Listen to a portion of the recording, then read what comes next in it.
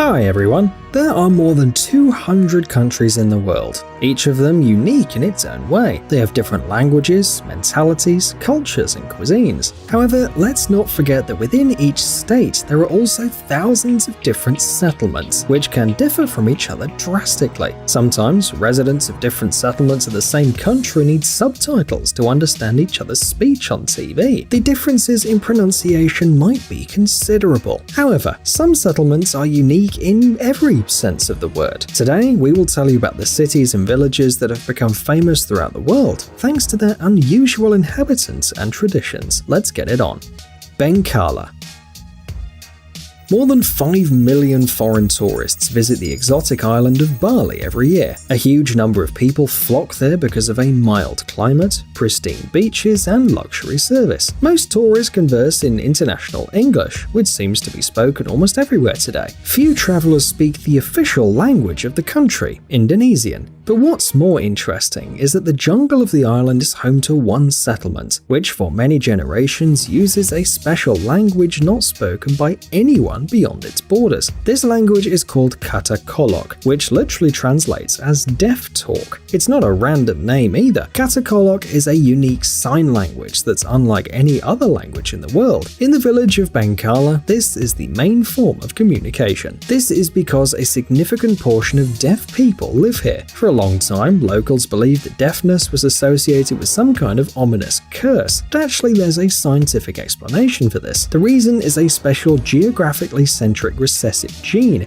DFNB3, passed down from generation to generation of the villagers. After discovering an unusual feature of their people, the Bengkala decided not to use already existing sign languages, but just to come up with their own. It's used by all residents, regardless of their ability to actually hear. All kids without exceptions begin to learn Kata Kolok since early childhood, because during their lives, they'll have to communicate with their deaf compatriots.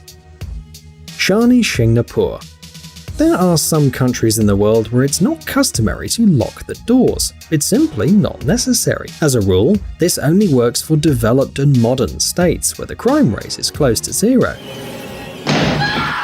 Well, India does not quite fit this description, but there is a place where residents fully trust each other. It's a village called Shani Singapore. People don't lock their doors here, and many buildings don't actually have doors at all. And even if they do, they often don't have locks. This is because the inhabitants of this village are supposedly guarded by the god Shani, who ordered the villagers not to lock their doors. In addition, the deity also promised an imminent punishment for any robber who would try to seize the opportunity.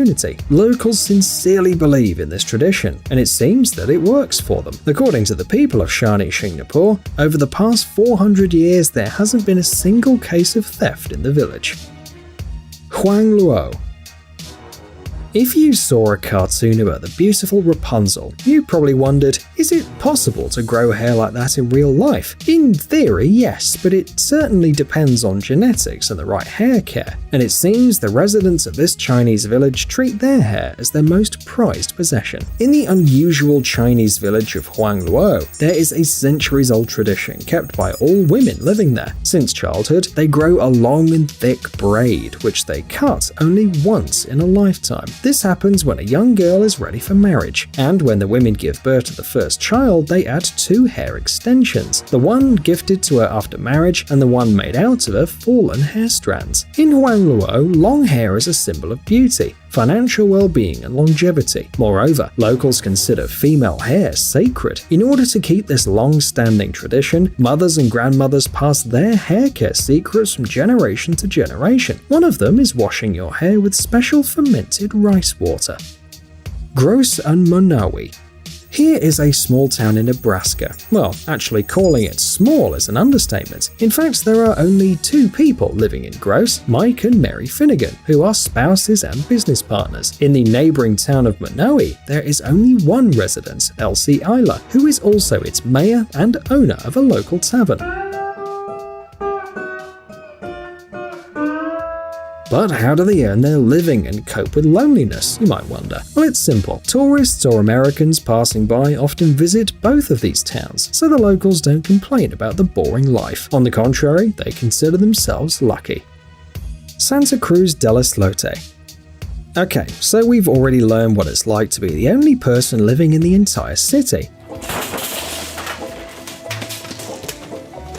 But what if the city is 4 times as dense as the borough of Manhattan? We're not talking about Tokyo or Singapore, as you might think. This is a tiny Caribbean island, home to about 1,200 people. It only spans the length of 2 soccer fields, but its residents truly believe in the more the merrier motto. They manage just fine in close quarters, packing in a school, 2 shops, and 1 restaurant. There are no police on the island, but there isn't much need for them, as everyone just knows each other. What's interesting is that 150 years ago, the island was still uninhabited. It was sometimes used by the Colombian fishermen as a place to rest and take shelter during storms. However, at some point, some of them decided to stay on the island for good and built houses there. That's how, in just a few decades, a pretty big community was born there, which is enjoying its peaceful life to this day.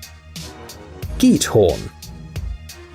The European village of Giethorn is sometimes called the Dutch Venice or the Venice of the North, and for a good reason. The thing is, there are no roads in this village, located about an hour-and-a-half drive from Amsterdam. People only use boats to move around Giethorn through the countless canals once dug up for peat extraction. The only way to travel by land is to ride the bicycle down a narrow path in the center of the village. Hundreds of thousands of tourists visit Giethorn every year to admire the colorful scenery and rent an electric whisper boat to sail through the canals. You've got to admit, these lovely little houses with flower beds look like they come from the pages of some medieval tale.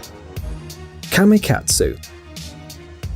With more and more people realizing the importance of protecting the environment these days, the infrastructure in major cities has been getting greener by the year. Scandinavian countries have been especially successful at being environmentally conscious.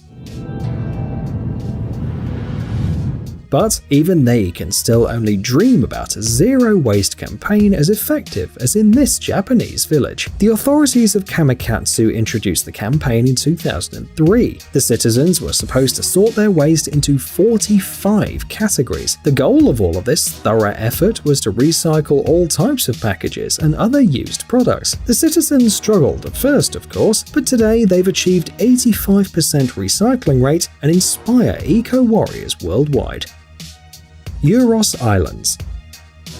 You've probably heard about the unique Titicaca Lake in South America that borders Peru and Bolivia, but you might not have heard of its extraordinary inhabitants. And no, we don't mean some weird fish or clams. We're talking about the movable floating islands created by humans that you can find there, about 100 of them. For centuries, a local Uros tribe has been living there. They use dried reeds to make the floating platforms and straw for houses. It's hard work, but the tribe's sacred secrets have been passed down through generations. These secrets are very old, as the Uros lived in Peru long before even the Incas. Of course, most of the Uros have long moved to live on land, but hundreds of them still stay true to their traditions.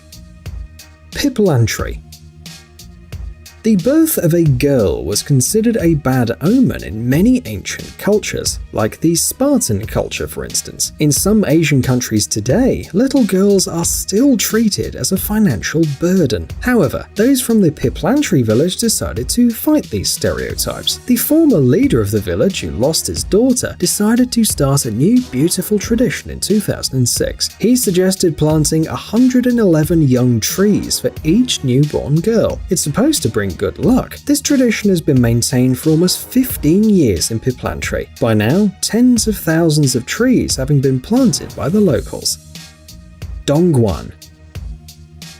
This Chinese city stands out because there are far more women here than men. It's become okay for one man to date several women at once, and what's more, the women themselves encourage such behavior as they don't want to be left all alone. Dongguan's men often have relationships with 2 or even 3 women who treat each other perfectly well, respect their hierarchy and schedule. However, relationships like this can't last forever. A lot of women come to Dongguan to work, which is why there are so many of them in the city. At some point, they decide they want to have a family and a partner for life and go back to their home cities to look for a man there, this time for a long-term relationship.